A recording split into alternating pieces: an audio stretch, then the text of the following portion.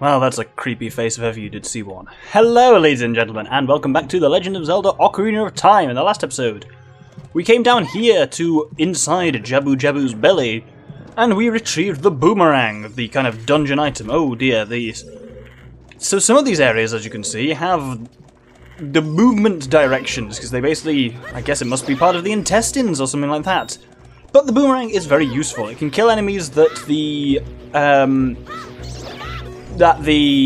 what was it called? Slingshot was incapable of killing, like these tail passerans.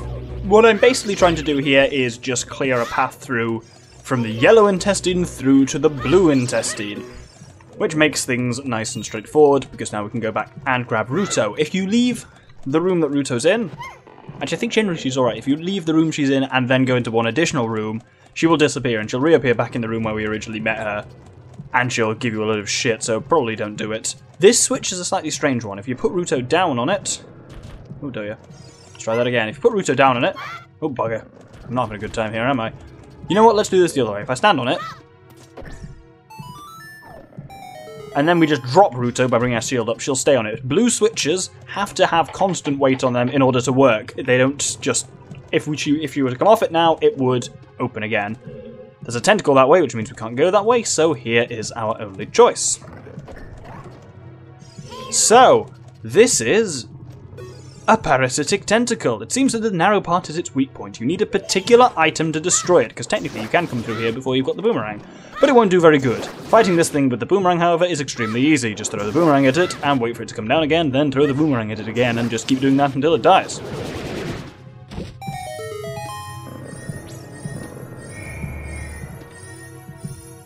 So, with that death, a large chest appears, which has... I just realised, I'm not sure... Oh, no, there we go. I thought this was something different. There is the dungeon map. So not only we killed a parasitic tentacle, which is more important than you might necessarily think. Well, actually, when you consider the name, perhaps it's not. Perhaps it's as important as you think. But also, we got the dungeon map for it. And now we get Ruto yelling at us. How inconsiderate! How could you leave me behind? If you're a man, act like one. Take responsibility! Now pick me up and carry me. God, she's such an asshole. But yes, we've now got the map. What I thought that contained was the compass. I was like, we haven't got the map yet, but we have. That red slimy thing is gone. That must be because you cut the red tail. Will that work with the other ones too? Yes, when parasitic tentacles are blocking something, when you kill the core tentacle, all instances of that tentacle throughout the dungeon will disappear. So for some reason as well, I can't tell you exactly why, this room has a timer. 38 seconds specifically. You have that time to kill every bubble in the room. Sorry, what are they called? Shabomb in the room. If you don't do it in time, it just acts as if you died. It just kind of kicks you back out of the room. It's really weird, and it doesn't tell you why any of that's happening at any point. But this is a nice chance to use Din's Fire. Nice, quick, easy way to kill all the guys in the room.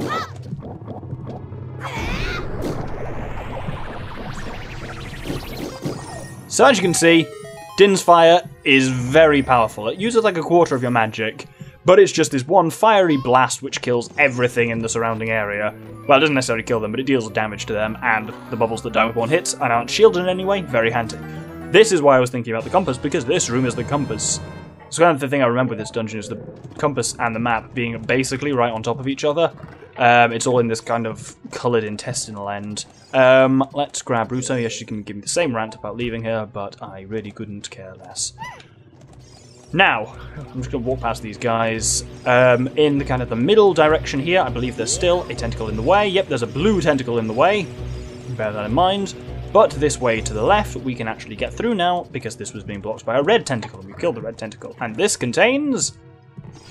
the blue tentacle! You're starting to see how this goes now. There's basically parasitic shit connected in some disgusting web throughout the entirety of Lord Jabu-Jabu's belly, and our job is to sever some of those connections.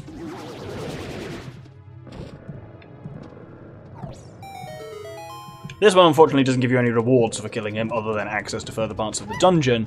But now, because he was the blue one, obviously if we go through these yellow corridors, it's all nice and colour-coded, isn't it? Through to, actually no, that's blue up ahead, which isn't colour-coded. It's actually through this purple corridor where the blue tentacle was. If we open the door, we find a yellow tentacle. Yes, I know, it's all very confusing. We can use our newfound boomerang also to kill berries really easily. And I'm just going to focus on them for now, because they're really easy to kill, and ignore the tentacle. That's the tentacle's kind of attack there, where it swings towards you. But yeah, fighting it with berries in the way is bloody difficult, so I'm just going to... Ooh! Where's he gone? There we go, it's up in the roof. Oh, you have to be a bit close to it before it emerges, I think. But once you've got it down, stun locking it pretty straightforward. That's 2. That's 3. And that's 4. Final parasitic tentacle, down. Now, this is a frustrating thing because the game doesn't really tell you what to do at this point, and it can be hard to work out. We've cleared everything in this kind of intestinal section, so what to actually do now? In fact, killing that final parasitic tentacle has opened up something that you might have forgotten about, and probably have. Oh, bloody hell. Immediately here, this hole, when we first picked up Ruto, had a tentacle in it. And so if we drop down here, we get into the lower room, but we get to a part of it we couldn't have accessed before. And that's really easy to miss. And was one of the things I really struggle with this dungeon, is kind of it's not obvious necessarily what to do at that point. One thing we can do here, which is quite useful, is fail to kill a berry repeatedly. We'll leave those other ones alone. And you'll notice here, there's 2 gold skeletons right on top of each other. The boomerang is bloody handy, because it can retrieve things from a distance. There have been a fair few Skulltullers so far in the game that we've been able to kill, because obviously I'm using the boomerang on these guys, but obviously we could kill them with the slingshot. But the issue is, once they're dead, getting the token. But now with the boomerang, we can bring it to us with ease. So this also unlocks a fair few gold Skulltullers on the overworld, which I'll be dealing with next episode. Going through here, well, there's something useful. That's it! That's what I've been looking for! Throw me up there onto the platform! Well, let's do so.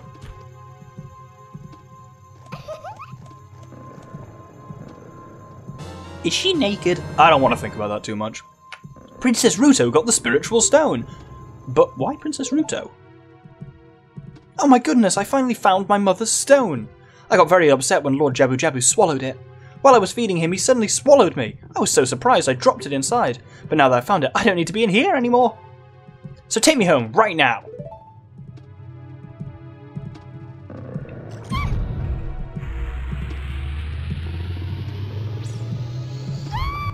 Yeah! What's this? An octopus?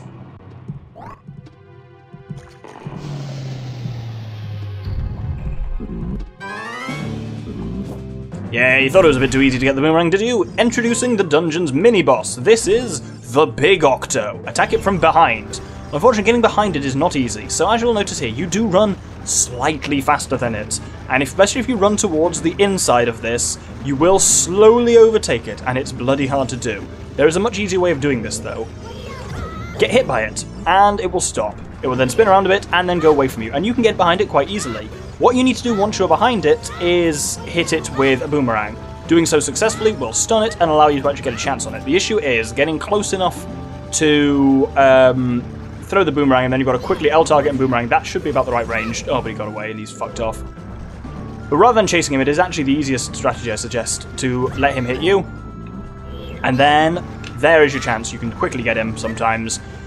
Doesn't always work, but it's much more reliable than actually trying to chase him around here because you catch him so slowly. If you're in the inside of the curve rather than the outside, you will catch up with him faster, but if you go too close, obviously you get spiked by the thing in the middle. Oh, bloody hell, nearly had him as well there.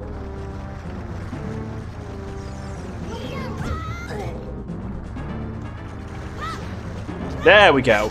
So, slash him up the bum. I meant to jump attack him there. Oh, so if you stun him, when you're facing him, he'll spin around when you unstun him, and then he'll either come towards you or go away from you. But basically, the trick seems to be hit by him repeatedly, makes him much easier to deal with. Stun him there, wait for him to spin around, holding a boomerang charged, and then let go, and do it again. And you can basically just keep him stun locked this way, and this is much easier. There we go. Oh, he's still... Ugh. Eventually he'll face the other way, so it's kind of 1, 2, 3, 4, go. Ugh. You'll stun him immediately if he faces the right direction. He just keeps not facing the right direction. My god, man. My face keeps going inside a door. Oh, bugger. Well, he's going to spin around here, so there I can probably get him. Yep, and one final shot. Oh, shit.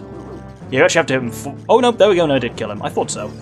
It was just creepy because it didn't do the you've done the enemy sound at all. What are you saying, Navi? You're saying something irritating, aren't you? Hey, Doctor, are you getting tired? I sure am. Fuck off, you daft bastard. That was a bit aggressive. Well, not unnecessarily so. She is very irritating. But if you stand in the middle of this, it'll now rise up into the ceiling. A couple of berries to quickly... Not berries, berries to quickly mince through. Berry and Barry. Barry is the larger one, Berry is the smaller one. And through here, you get to an interesting enemy, which doesn't have a name at all. It's just these weird dancing things. I thought they were this game's equivalent of a like-like, but this game does have like-likes in it. I saw it referred to online while I was doing some research for this as angry tofu, and I think that's the most fantastic description I could have come up with, better than anything I could come up with myself. So, stun the angry tofu with your boomerang, and then you can cross quite easily into this room. So, this, well, you'll recognise it in just a second when I jump over here. This is the kind of throat room that we started off in. If we were to go that way past those boxes, it would be where we met Ruto the first time. You see what I mean of the layout of this dungeon. The Dongo's Cavern was interesting because you had it crossing the same areas. Here, though, you cross the same areas and you don't always even recognise them, so it's a lot more disorientating of a dungeon than the Dongo's Cavern is. It's also interesting to note that these first 3 dungeons of the game don't really have much in the way of music. It's more strange, creepy ambience than it actually is music. And that does change going forward, though, very much so. The dungeon music in the latter half of the game is very good. That's a blue switch, so you need to leave something on it in order to weigh it down, so I left a box on it. And we're actually already getting towards the end of the dungeon. A lot of these early game dungeons are much smaller than I remember them being. Anyway, we've got some berries to clean up quickly, and if you listen, there is also a gold skulltula in this room, so let's take that out. It's actually up there. And we need to go up there anyway, so this one's a very hard one to miss. Because you can actually climb on this surface here, which means go up, grab the token, and continue up. And here we see one of the nice things about the boomerang. There's this weird shield in front of you here, and on the other side is one of those uvulas. If you throw the boomerang, it curves round, and you can hit the uvula that way. No chance of doing that with the with the slingshot, because you need to actually properly curve around it. Unless it's from that film where people curve bullets. I can't remember what it's called, because it's awful, but it's got James McAvoy in it. You know the one I mean. Anyway, I probably should have said something before going into the boss room, but you know, there we go. This is the boss room.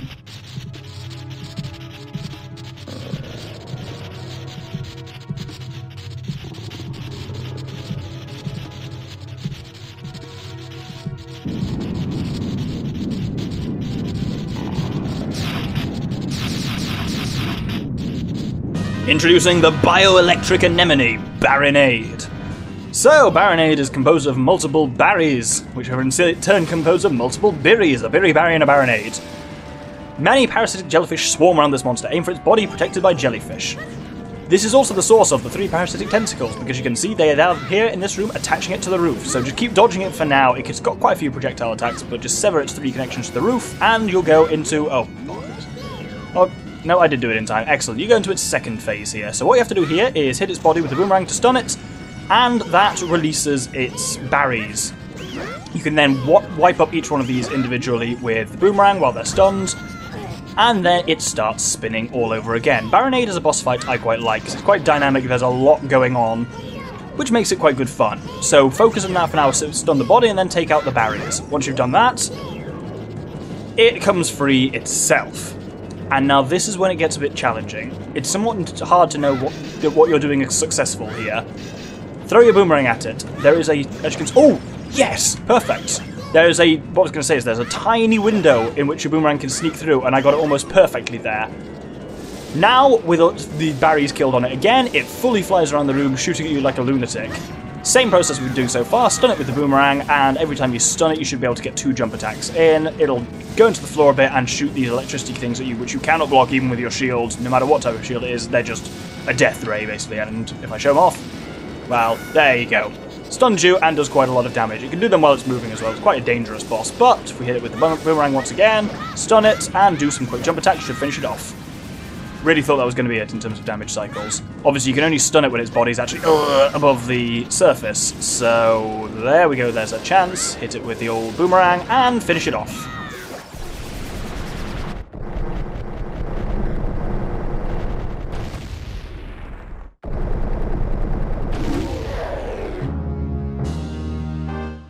That's a disgusting cutscene there, I think.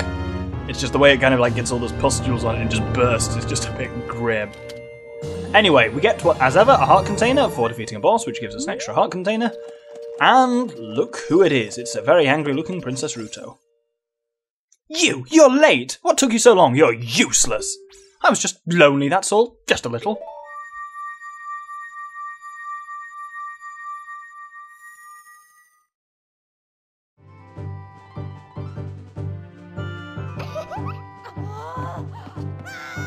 That would scare the shit out of anyone, quite frankly.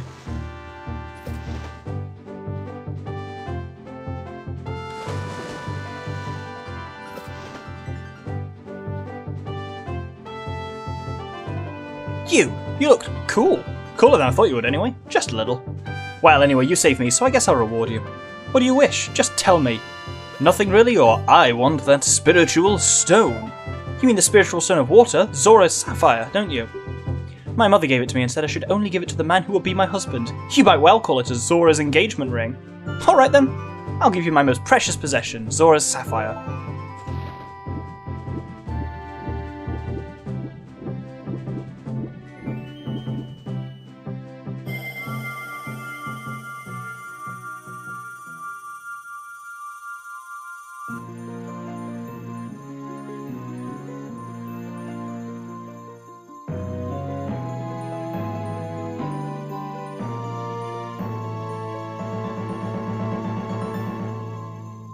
You obtained Zora's sapphire. This is the spiritual stone of water, passed down by the Zoras. Her most precious possession? You don't know what she's talking about, but you finally collected 3 spiritual stones. Go back to see Princess Zelda. Don't tell my father. So, I know how we're not really addressing the fact that Link has just got engaged, but I'm sure that won't become a problem at all. We have one more thing we can do here at night, so let's use the old Sun Song. Oh, I thought this was an area where time passed, but apparently it's not. You can tell because rather than just changing the time, it reloads you fully at night. Well, I guess time doesn't pass at Zora's Fountain, what do you know? Anyway, from here, you can see there's a Skulltula on the wall here. And so you can kill it with... Whoops. Oops! Well, I missed and then I fell off the damn log. Not a good time for me, generally. This is another one of those ones we could have killed earlier, but we had no way of retrieving the token itself, but now with the boomerang we can quite helpfully. So, let's grab ourselves a token. And then, as they said, yes, time to head back to Hyrule Castle and see Princess Zelda.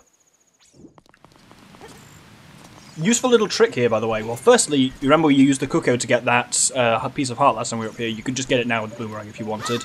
The Cuckoo's just if you want to get it early. But a useful trick for getting to the end of Zora's River, which also pays dividends, is to literally just swim along the course of the river. It's quite a fast current, which will take you down relatively quickly, but also if you choose the right directions, you get a financial reward. So go left here at this split, and you will go down here, and left again at this split, and this one gets you quite a few rupees. And then continuing along here, more and more rupees, so not only does it deliver you to Hyrule Field quite quickly, but also you get about 20 or so rupees from doing it. Totally worth it. Anyway, on to Hyrule Castle. So from here, you may notice something odd. It's morning, the sun is shining, but the drawbridge at Hyrule Castle town is closed, and it's always open in the day and always closed at night.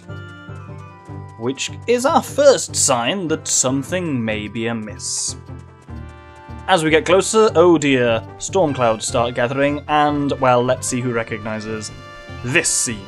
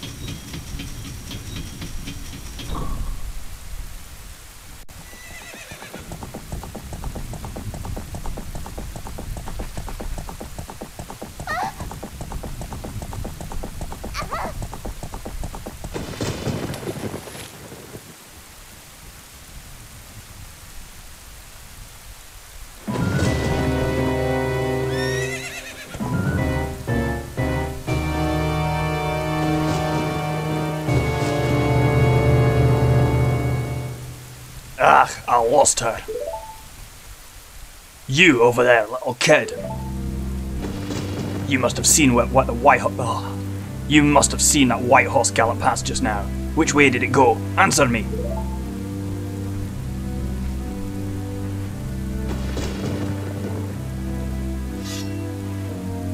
So you think you can protect them from me? You've got guts, kid. You want a piece of me? Very funny, I like your attitude.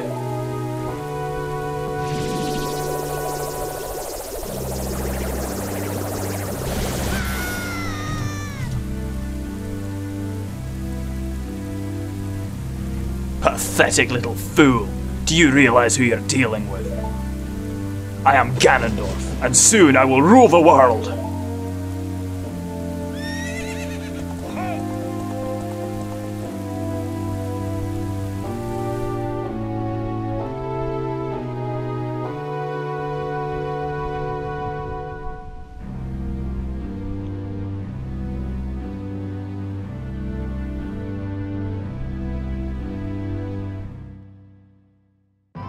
Well, that certainly is a development.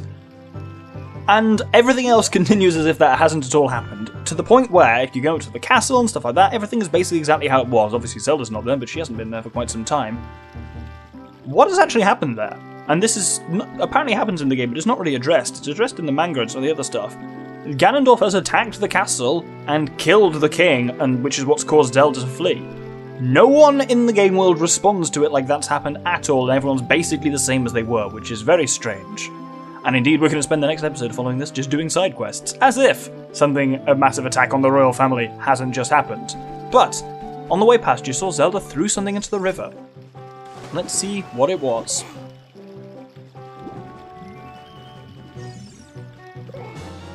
You found the Ocarina of Time! It's the thing they named the thing after! This is the royal family's hidden treasure that Zelda left behind. It glows with a mystical light.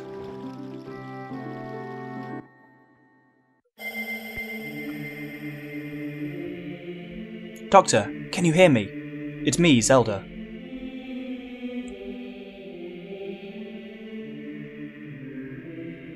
Doctor, when you hold this ocarina in your hand, I won't be around anymore. I wanted to wait for you, but I couldn't delay any longer.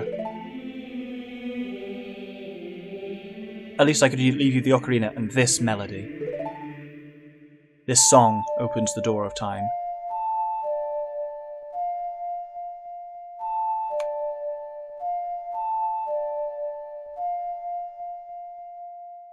Time to learn the Song of Time.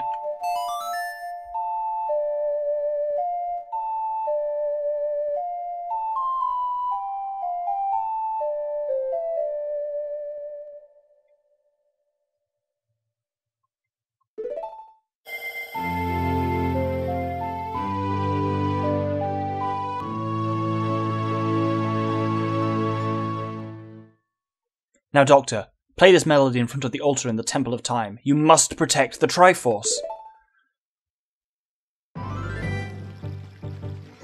And somehow we're back on dry land and not in the river. But yes, so that is our main goal for now, is to go to the Temple of Time, which is actually just over there on the way to Hyrule Castle, and using the Ocarina of Time and our spiritual stones, open the Door of Time. I won't be doing that for the next episode though, because there's a fair few side quests we can do now once we've got the boomerang. So, I hope you will join me then. Thank you very much, and good day.